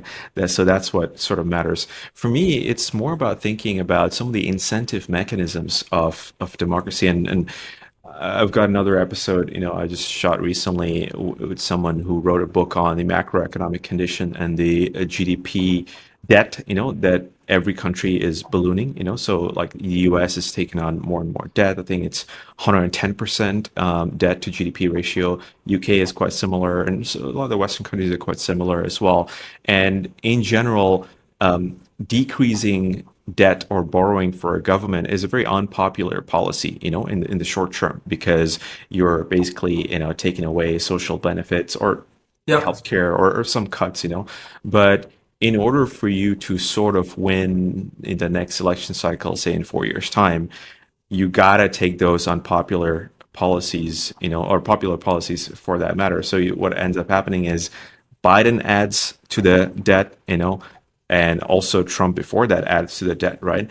But it is sort of going towards, and this is where Ray Dalio's, I don't know if have come across Ray Dalio's works of like, how lots of debt and lots of wars basically signal the end of like an empire or civilization, Yeah. So that's for me that I mean, one idea I always yeah, had since I'm yeah, 20, and it's maybe yeah, like I'm a stone for it, but like, yeah, because you said incentives, I yeah, think one of the biggest problems is that, and by the way, I think it's getting worse and worse instead of better and better, but already since yeah, I'm sort of in business thinking about it, or maybe since I'm 15, yeah, is the divide of society between people who work. By the way, yeah, anything. I don't want to say somebody who makes more money is more yeah, valuable whatever, at all. But yeah, like I think if you do something, mm, yeah, which A creates value for somebody, that can be the nurse in a hospital, that can be the teacher, that can be the mm, police guy, that can be the entrepreneur. yeah, yeah, But at the same time, if you pay taxes, so if you yeah, know what it means to work, produce something for society, and at the same time get taken money away from you mm, and distribute it to other things. Yeah, yeah, if you have that feeling, I think you should have vote more. I always say you should have two votes in any election versus any person. By the way, yeah, I'm not saying why, who is not contributing to contributing, society. And so this can be people who are pensioners, like or whatever. yeah, Anybody who's on the receiving end of society of the money should have. There should be an adjustment mm, in votes between the ones who pay taxes. yeah, Again, no matter if you pay $50, yeah, but if you know what it means to yeah. pay into society versus the one on the receiving end, I think that would That's be an an interesting one. adjustment, which Yeah, is not, in my view, I know some people might say it's horrible, but like I think it's not undemocratic because you stay a democracy, everybody yeah, has a vote, yeah, but it's skewing the vote yeah, to those people who have to lose something, and yeah, yeah. normally these incentives are very powerful. Yeah, that's quite an interesting one, actually. Um, in terms of that, basically, right? So are you more in the camp of the libertarian, so small government and less regulation, or more towards where Europe is today, where I think there's this quote that America innovates, China copies, Europe regulates, Look, 100% So, on the libertarian side. Like, sure, okay, I would say, okay, let's call it sensible regulation because what I said actually with sports, by the way, I'm not sure, like anything goes person. Like, yeah, as we say for the enhanced games, I don't want people to take crystal meth or whatever. I don't yeah, want to allow people to be crazy. I want to have a sensible regulation, and our sure, regulation is that approved yeah, drugs basic only. framework, yeah, Yeah. So, but then I give you a framework, and government should do not more than that. But they completely gone crazy. Meaning Europe, by the way, mm, is so don't even want to get me started. I think the yeah, US, the Europeans, I think find cynical solace in looking on the US political drama, okay, believing that's reality and saying, look how bad they are. mm, Truth is, the US is politics in the US is just like a daily soap, but the system actually works. By the way, I see. no matter who's president, and like you have to give it to the US. Like they invented AI, Yeah. they invented all of that. Yeah. And as you say, China has other advantages, makes a lot of mistake, has a horrible Yeah. leader, but like, yeah, but does things right. Europe has nothing. We're not inventing. Yeah, we don't have great leaders at the moment. Like, yeah, we're not doing anything right, which is a bad position to be. But anyway, but yes, but I'm more in the libertarian camp Yeah. with sensible regulation. Frameworks, yes, not over-regulation. Okay. That's interesting. And you've been pushing, obviously, with like innovations in pharma specifically.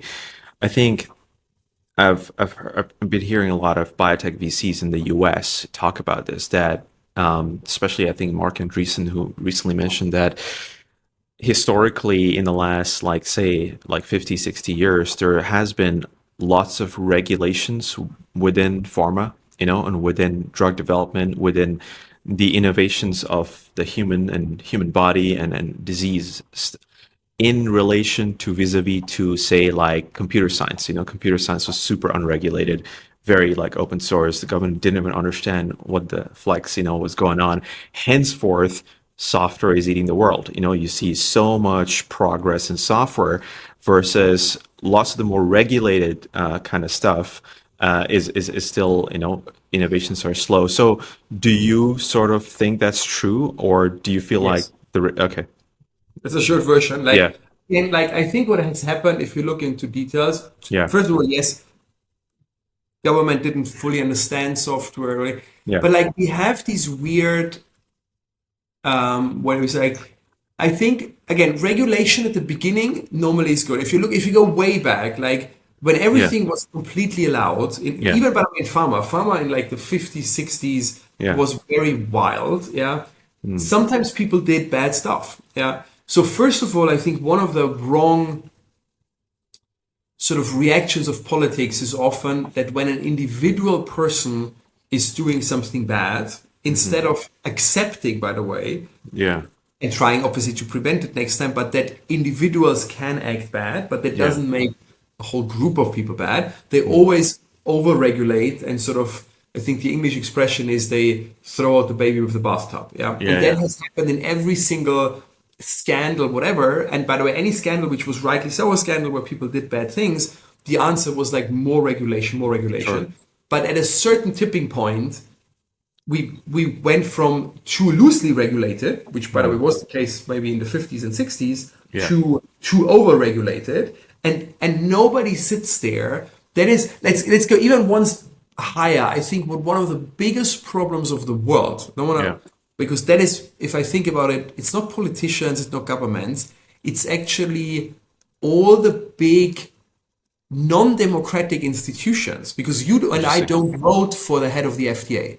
There is never a competition where somebody explains to society and says, look, I want to be the head of the FDA.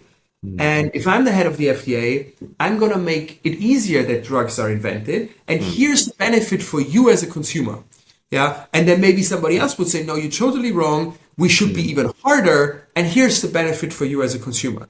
And then we could, if we believe in democracy, society could decide what we actually want. Do we want less regulation in pharma? Do we want more? So, but what is actually instead of happening in FDA is just one thing. You just have the same with the SEC. But you have, let's go away from government. You have the same with NATO. You have the same with many NGOs, by the way, many of these institutions become kind of self-preservating bodies. It's not even that I want to say there is not a single person who's driving that. I'm always trying to, how to explain, I think there is almost like these kind of organizations, which are not bound by democracy because they're always there, they sort of have its own intelligence. I see, by the way, I saw it a lot in Africa, where you have NGOs which were started by great people in order to eliminate a problem. poverty, whatever. And at the beginning they were good, and then I think somewhere in the organization, I don't even want to say that was this person was bad, the organization maybe realized, oh, if we really succeed with our problem, with our mission to stop poverty in this country, what do we do then? Yeah. And suddenly, in a very weird way, these organizations start to almost make the problem worse because it justifies their existence. You know, it's I don't want to be too like dystopian or too like negative or conspiracy.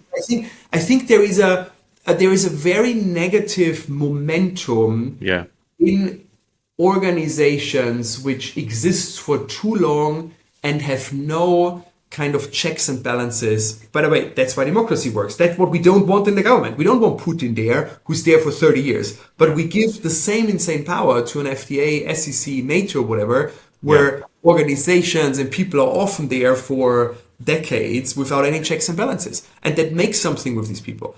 So one of my ideas I have for any supranational and for any government institutions, let's kill it every 20 years. That's a good one. Yeah, refresh. And make a commission who says, look, like, let's take NATO. I think NATO, but personally, I think it's a very good thing.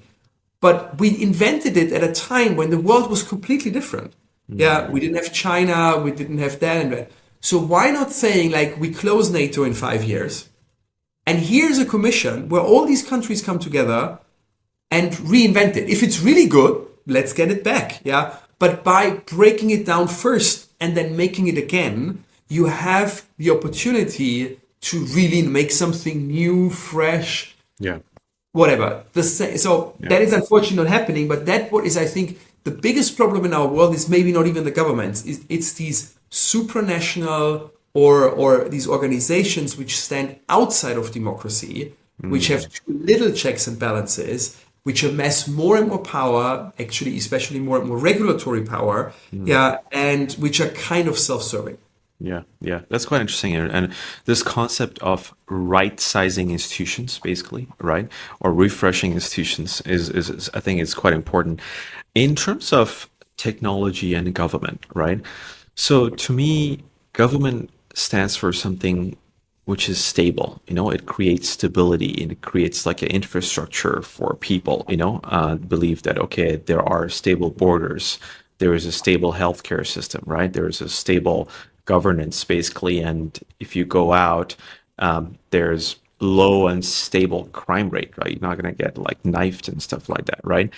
Whereas technology is like very disruptive in nature, and especially now, like we talked about at the beginning, the S curves and stuff like that, it's only going to get worse. So is there any sort of models of government available today that you sort of think they're doing a pretty good job in terms of managing this, ebb and flow with the stability of the government, basically, in your work that you come across?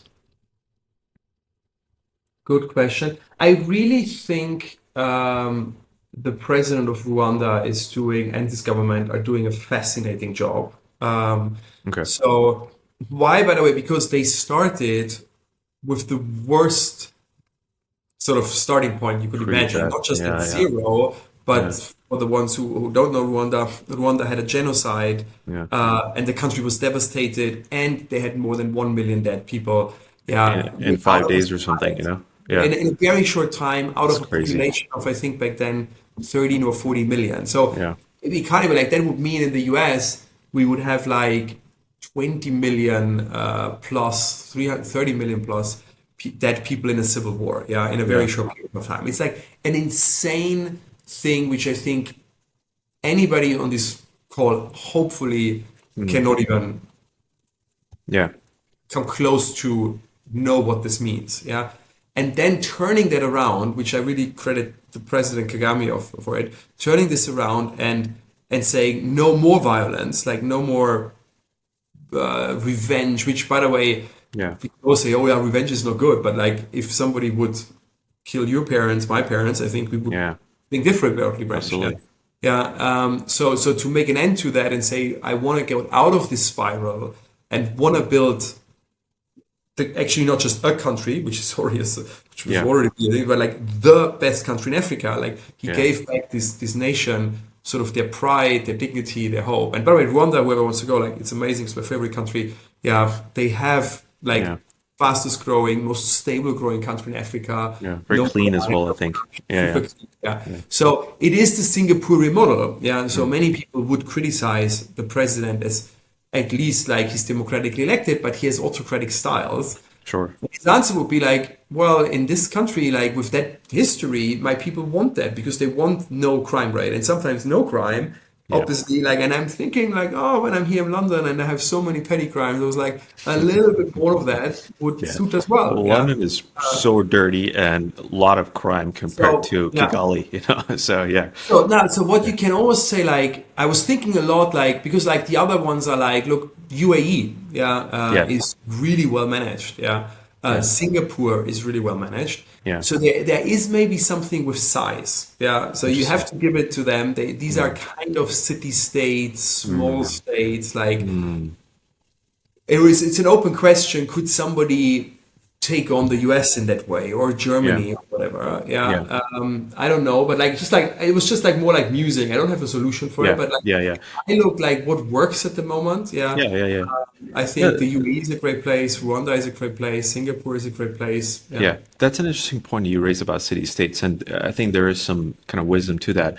But also, when you think about the early founding of the U.S., it was quite a federation of states, right? So the federal government, you know, now is quite a high percentage of GDP. I think like what it was 30% or something like that, you know. But when it started, it was very less, you know, like less than 1% or something like that, right? And the idea was that it's a federation of states, you know, like city-states, so to speak, basically as well, to come together. And then there's going to be the federal government is just like a common framework, right? But then it's the states, right, which actually do the heavy lifting. And I would say it's a federation of states, and maybe of states even in the US, which back then had really very different strategies. Right. And but I think that's the more I think about it, a very good analogy. I think the same, like I just said, I think in sort of these supranational institutions and these institutions like the FDA. I don't want to always blame the FDA. It's just like just like as a symbol of it or as an example. Like the same, by the way, maybe the federal government is one of these things. Forget about like that we seem to have a different president every year or every 4 years, but like the structure of the federal government itself is there since a long time and is amassing, as you say, more and more power because it wants it wants to grow. It's almost like I would say these organizations and the federal government are like organisms who have a sort of base intelligence and like every head of. But I tell you one story which maybe shows all of that evil. Is why psychedelics became illegal. So there was on the one side there was the Nixon government who wanted to really blame and like really paint the hippies in a very sort of bad thing and said, all these psychedelics must be bad because, and they really faked science and said, they make you crazy because you must be crazy if you go against Nixon. But then they had a very willing partner, which was the head of the DEA, what is now the DEA, because that whole organization was started in the Prohibition times. There was nothing like that before. And Prohibition was over. So this agency, which had, I don't know, I had the number somewhere, which had a lot of thousands of employees, would have been cut down dramatically because alcohol was free. And was not so, and that's what we were doing. So somebody went to the head of this agency, and by the way, it's not that that's all scientific or like say historic knowledge, and said, you know what, we should team up because if we make these drugs illegal, you have a job again because then you can go hard against the hippies. And an organization which should have actually said, you know what, we won, or whatever, we're not relevant anymore. The head of this organization gladly said, I can keep my power, I can keep my influence. And the rest is history. So anyway, so all these things are and we should be much more aware of that. My feeling is always, we discuss a lot of bullshit, we like society, But the real problem that, again, as you say, the federal government, Yeah. all of these are organism Yeah. who like want to survive. It's almost like evolution, yeah, Correct. yeah, Yeah. and eating up the rest of us, Yeah. and that we need to sometimes eradicate these organisms and bring new ones to life, as I said. So, and maybe, by the way, you could even go for, like I said, we should sort of stop NATO as an example and then rebuild it if we like it. I'm not saying it's but like have the chance. You should say, look, what is if we would dissolve the federal government, if the Yeah. states get back all the power, and then if the US states believe there was actually a value to the federal Yeah. government, Yeah. then they should get back together Yeah. and redesign it what they think it is. But first of all, break it down. Yeah. Yeah. And I think that is we're doing that mental exercise we're doing way too little. Yeah, yeah, yeah. That's interesting. And I think I came across a startup actually. It's called Electric Shuffle, I believe, or Electric Twin. So some of these decisions of breaking down organizations or policy decisions are quite expensive, right? Like it requires huge amounts of bureaucracy, lots of time. So I think what they do is basically they enable you to do these experiments in a virtual setting, basically, to see what the results might come about, in a low cost way. And I feel like with the metaverse and stuff like that, we should enable some of that thinking, basically, so that, we can take away some of the costs. Like there's no way to test a government. Say the Labour might be coming to the UK, in the next election, but there's no way to, okay, take the, say, 20 policies that Labor has, from healthcare to this and that, and really run an experiment of how it's going to be like. You can That's only very find true. out Yes. like in 4 years' time, which is too late. The thing Yes. about business is that it's easy. Like you get the product, you put some features on, you put a price, and the market would tell you whether it's right or wrong, right? Basically. No, So you get feedback right away. Whereas with the governments and institutions and bureaucracy, you just got to wait the whole cycle and it's so expensive, right? So I feel like there's a bit of a problem of experimentation and lean methodologies there. It's quite yeah, interesting. no, but I really like Yeah. it. Like, Yeah. meaning there was always in Germany, like we Yeah. had since like 15 years or whatever, a very basic version of that. But it shows you, Mm. by the way, again, Yeah.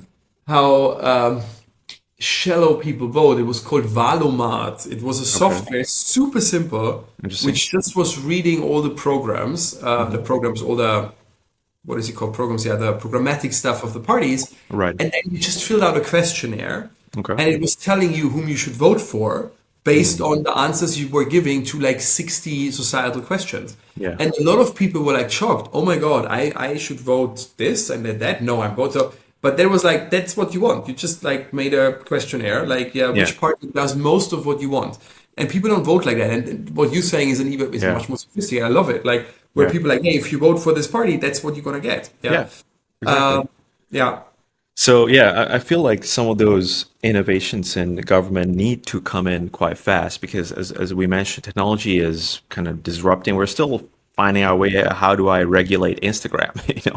Yeah. Like Web 2.0, and then like now Web 3 and crypto is just fully there. But it's a longer discussion for another day.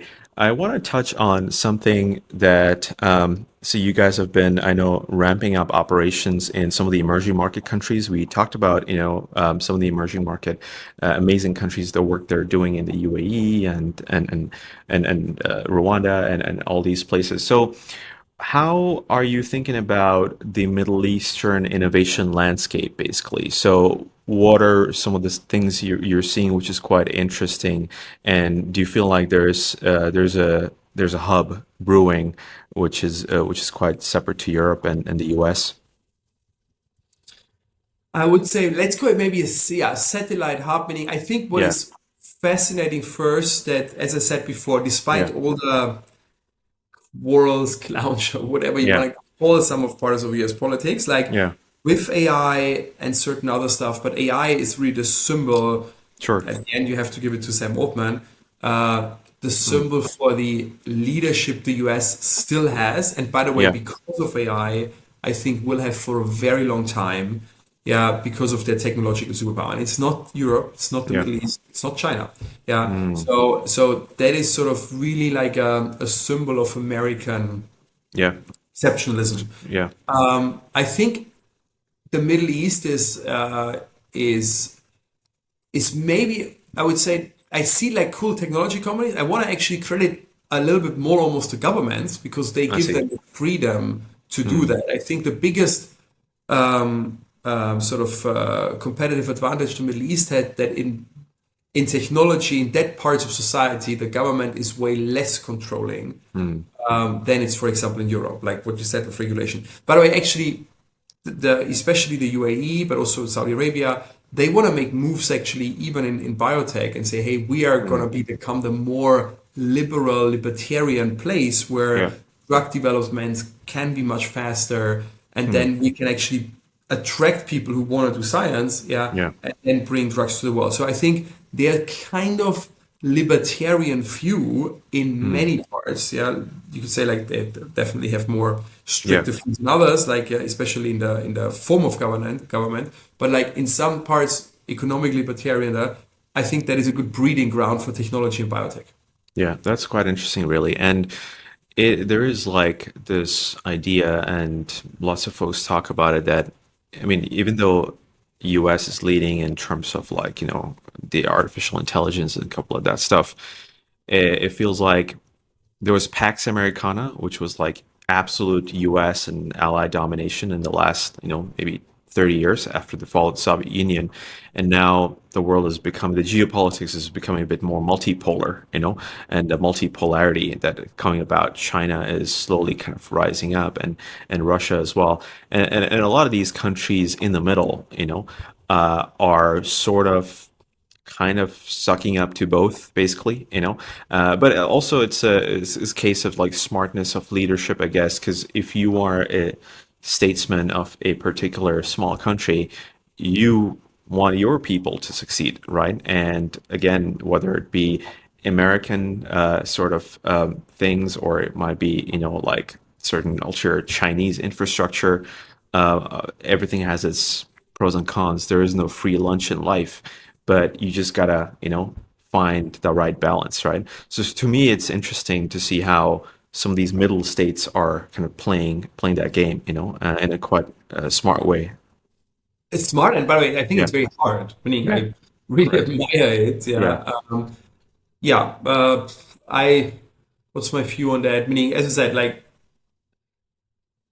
unfortunately, I'm thinking about it a lot. I think for at least for an entrepreneur, it's gonna yeah, be required to be sort of part of your world. Like I think, for yeah, example, it's gonna get. We have never done business, yeah, luckily, because also like to be fair, you didn't make a lot of money in average as an investor. So yeah, we were always 100% yeah. America and Europe centric, and a little I bit of see. Africa, which is neutral. So Yeah. for various reasons, we've never done business in Russia. We've never done business in China. Yeah. Mm.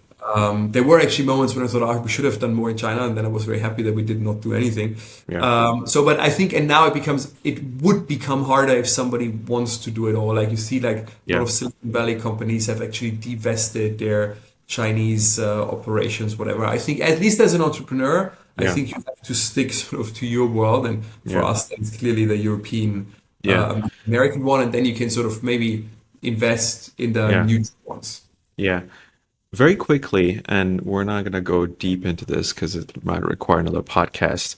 What's your opinion on the European project, basically, and where Europe is going? I mean, obviously, Britain got out of the EU, and pros and cons. I guess we're still dealing with the cons, not much pros. There's no independent trade deals that Rishi's government signed. That's remarkably great. The British economy is much smaller compared to when it was in the EU. But what's your view of where Europe is going? It seems like demographically it's becoming quite old.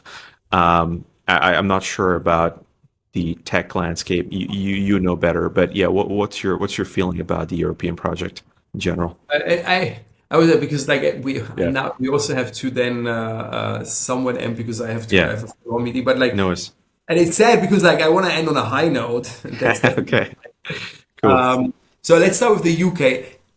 By the way, in general, this is one of my other. Again, we could have, by the way, Yeah, happy to do another yeah, podcast because I yeah, would yeah, like.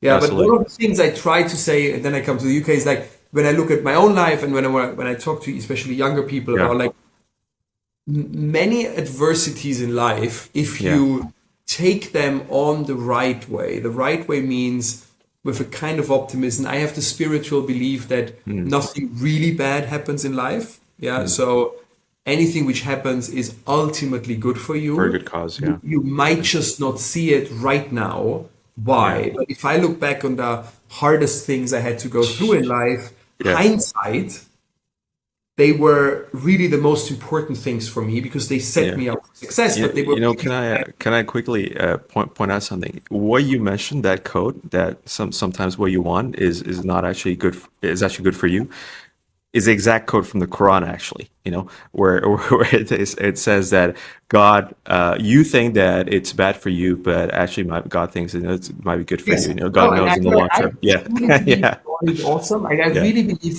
there is a God, and I believe there is a good God. So hence, nothing bad can happen. I just can't see it. And by the way, there might be, and then you have obviously the counter argument is, but Yeah. what is if it's something very bad? I don't know, Sure. Yeah. you're Yeah. dying, whatever. And I even expect things to happen which I will not be able to find out in this life or in sort of Correct. Yeah. from that point of view ever.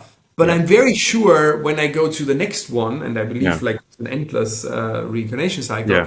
then I'm gonna, if I'm out of that body, I'm gonna see, oh my God, yes, this is why it's happened to me, and now I'm learning that, and in the next life, that's actually good for me. Yeah. So having said that, going to Britain though, I was Yeah. always, I was always very, or yeah, ish, because like I think we're doing such a bad job, but I was like kind of pro-European, yeah. Yeah. But I was like, look, Brexit can be an incredible chance. It's Yeah. just like, It let's say is. it's It a was. neutral Yeah. event, Yeah. they didn't make anything out of it. That's the problem. Correct. Yeah. So they took all the hits, all the negative stuff, but did nothing they could do. And I was always like, the UK could become like Singapore, like Correct. be an island in front of a very slow, very bureaucratic, Correct. very regulatory overburdened Europe, and use that, be the tax haven, be Yeah. the innovation hub, whatever. But no, yeah, they doing. I would even say worse. The UK Yeah. is not just not using it, but Yeah. they making every mistake you can make. Yeah, Yeah. and it's very sad. Yeah, on similar, but the European peers don't do much better. Like Yeah. we're not America, we don't have AI, whatever. But like additionally to not being in the pole position anyway, Yeah. Europe is kind of at every time we can make a mistake, we make sure we also make it or a wrong decision. So it's very frustrating. Cool. Makes sense. Did you say you got to leave, right? Very But soon. yeah, so but we Yeah. need to end on some high note. Like Yes. Yeah. No, so, I have a high note question for you, basically. So I was reading your Substack, and I think you mentioned, and I quote, contrary to many dystopian views, we believe technology and innovation will save us, not end us.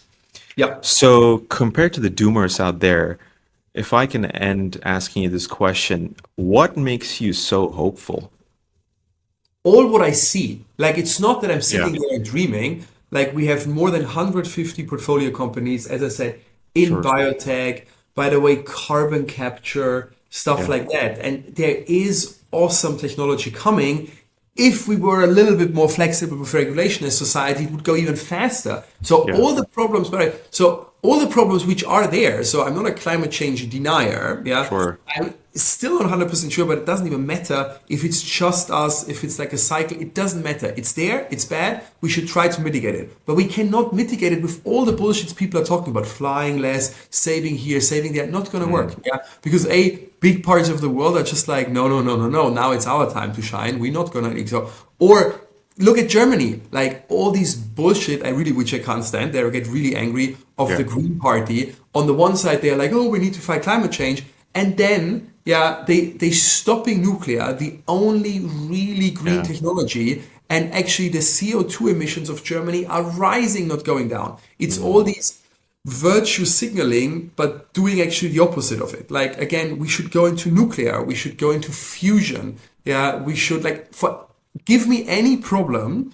Yeah, and there are great tech companies working on it and providing real solutions, and we should support these companies more with capital, with easier regulation, or not easier, like more sensible regulation and all of that to make actually their solution come quickly enough to solve the problems. But they're there, and it's not a dream. I'm seeing them in our own portfolio, in portfolio friends, like they're there. Yeah. There is a great faith you can develop as you see these companies grow and develop and actually solve some of these problems, right? So if you think about, I think early 20th century, we had an issue with food, right?